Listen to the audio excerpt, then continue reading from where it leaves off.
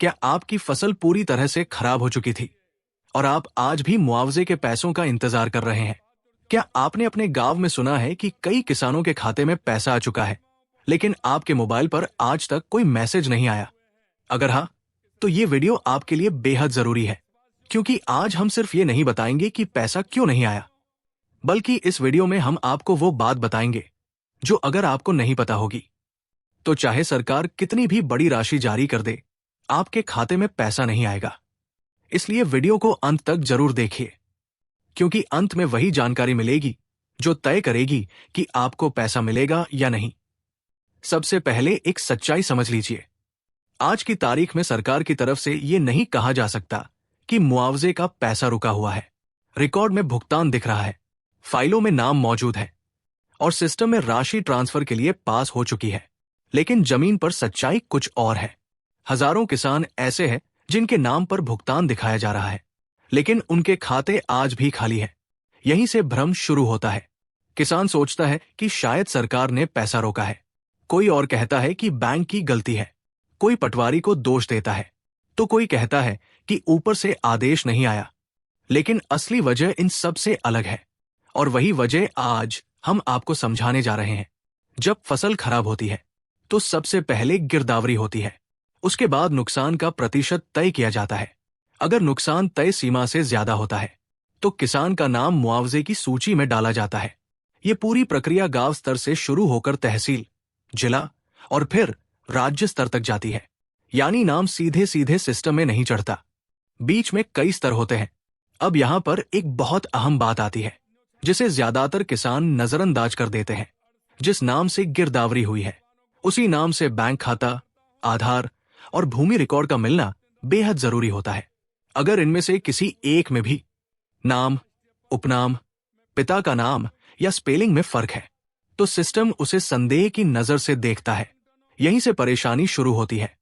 बहुत सारे किसानों के साथ ये हो चुका है कि गिरदावरी तो सही नाम से हो गई, लेकिन बैंक खाते में नाम थोड़ा अलग है। कहीं रामलाल की जगह रामलाल, कहीं लालचंद की जगह लालचंद, तो कहीं पिता के नाम में ही फर्क। कागज पर यह छोटी गलती लगती है, लेकिन कंप्यूटर सिस्टम के लिए यह बड़ी गड़बड़ी होती है।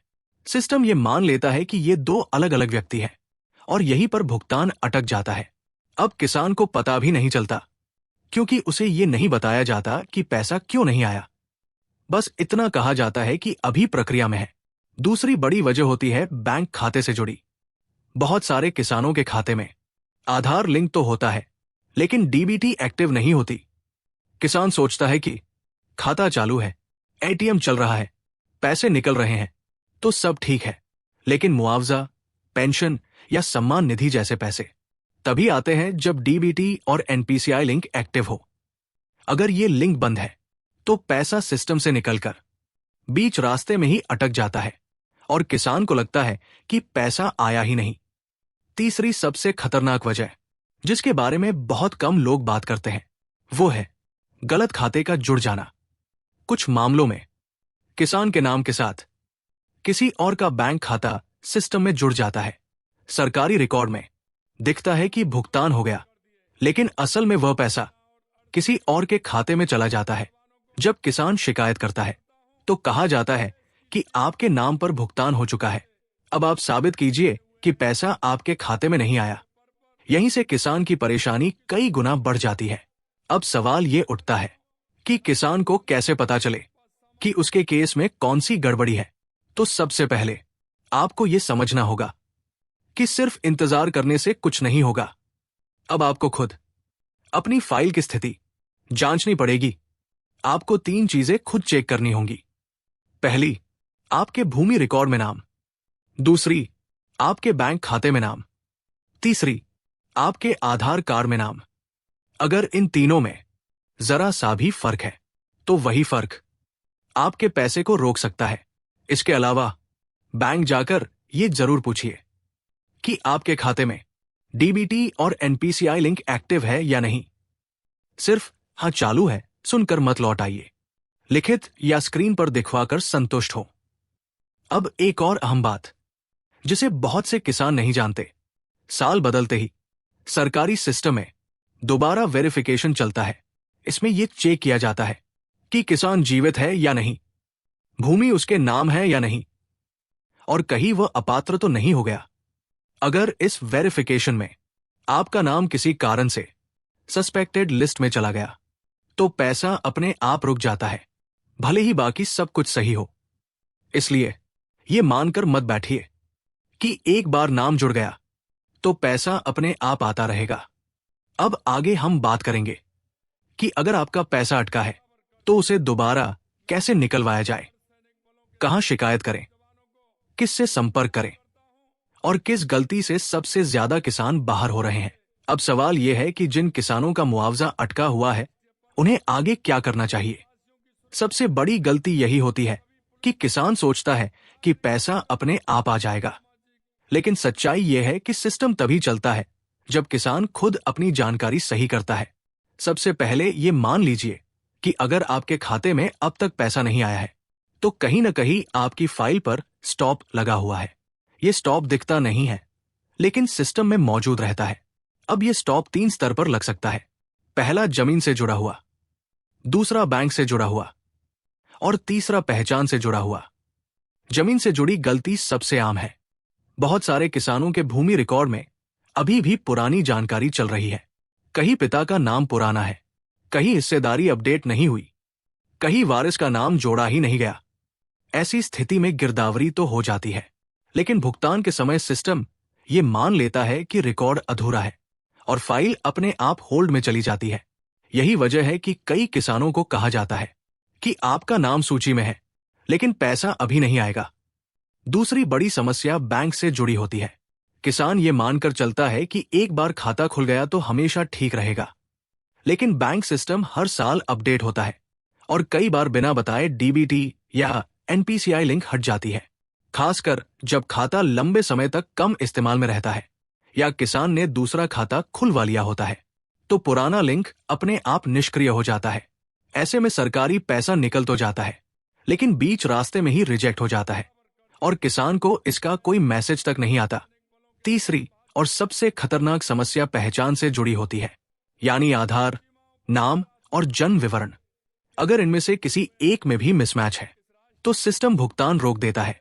कई किसानों के आधार में नाम कुछ और है और बैंक खाते में कुछ और।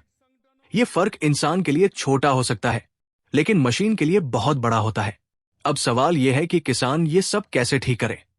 तो सबसे पहले आपको यह तय करना होगा कि आप सिर्फ इंतजार नहीं करेंगे, आपको खुद 3 जगह जाकर जांच करनी होगी।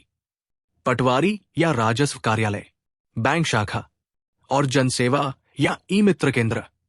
राजस्व कार्यालय में यह देखना जरूरी है कि जमीन का रिकॉर्ड पूरी तरह अपडेट है या नहीं, नाम, पिता का नाम और हिस्सेदारी साफ दिख रही है या नहीं। बैंक में यह साफ साफ पूछना होगा कि आपके खाते में डीबीटी और एनपीसीआई लिंक एक्टिव है या नहीं।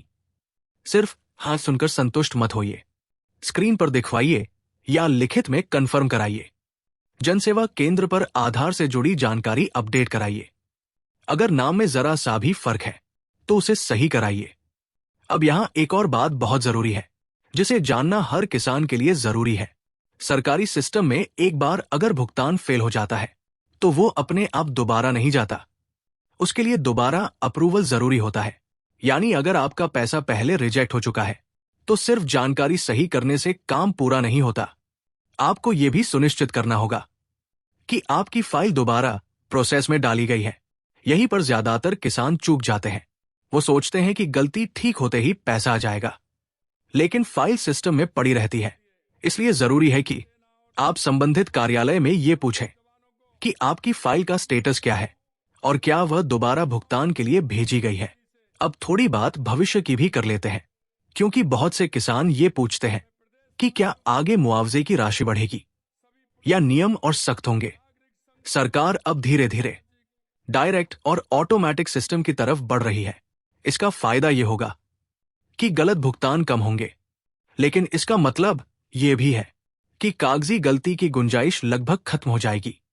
यानी जो जानकारी सिस्टम में होगी उसी आधार पर पैसा आएगा। इसलिए आज जो किसान अपनी जानकारी सही कर लेगा वही आगे लाभ उठा पाएगा। अब अंत में एक बहुत जरूरी बात, किसी भी अफवाह पर भरोसा मत कीजिए कि योजना बंद हो गई या पैसा अब नहीं आएगा। अगर आपका नुकसान वास्तविक है और आपकी जानकारी सही है तो पैसा आपको मिलेगा, भले ही थोड़ा समय लगे। लेकिन जो किसान हाथ पर हाथ रखकर बैठे रहेंगे उनका पैसा अटका रह सकता है। इसलिए आज ही अपनी जानकारी जांचिए, अपनी फाइल का स्टेटस पूछिए और जहां जरूरत हो वहां सुधार कराइए। कमेंट में अपना जिला जरूर लिखें ताकि आपके जिले से जुड़ी सही जानकारी आपको दी जा सके। वीडियो को लाइक करें और ऐसे ही जरूरी किसान अपडेट के लिए सब्सक्राइब करना न भूलें। जागरूक रहें, सतर्क रहें। जय किसान।